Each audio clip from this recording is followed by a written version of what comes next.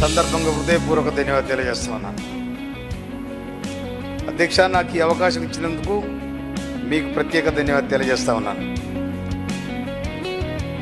అధ్యక్ష, నిన్న గౌరవ సీఎం గారిని కలిసినాను. మా నియోజకవర్గంలో తిరుమలగిరి నియోజకవర్గానికి గుండెకాయలాగా ఉంటుంది.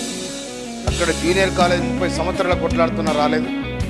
నేను ముఖ్యమంత్రి గారికి అప్పీల్ చేస్తే వారు ఇచ్చిండ్రు. వారికి ఈ సందర్భంగా నేను హృదయపూర్వక ధన్యవాదాలు తెలియజేస్తా ఉన్నాను. అదేవిధంగా అక్కడున్న పాలిటెక్నిక్ కాలేజీని అప్గ్రేడ్ చేసి దాన్ని బీటెక్ కాలేజ్గా మారవాలని అప్పీల్ చేసినాను నేను.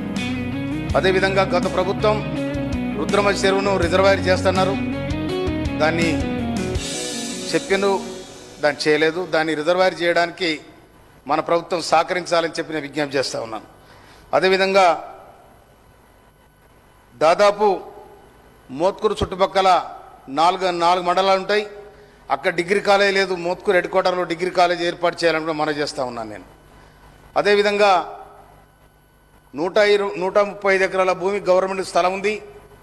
తుంగతుర్తి ఇన్నాళ్ళుగా నిర్లక్ష్యానికి గురైంది. అక్కడ ఒక స్మాల్ స్కేల్ ఇండస్ట్రీ పెట్టాలని పరిశ్రమల శాఖ మాత్యుల వారిని మీ ద్వారా నేను విజ్ఞప్తి చేస్తూ ఉన్నాను. అదేవిధంగా ఇక్కడ గత ప్రభుత్వం దళిత బంధు ఇవ్వడం జరిగింది. కానీ దళిత బంధులో దాదాపు 100 కోట్ల రూపాయలు ఫ్రాడ్ జరిగింది.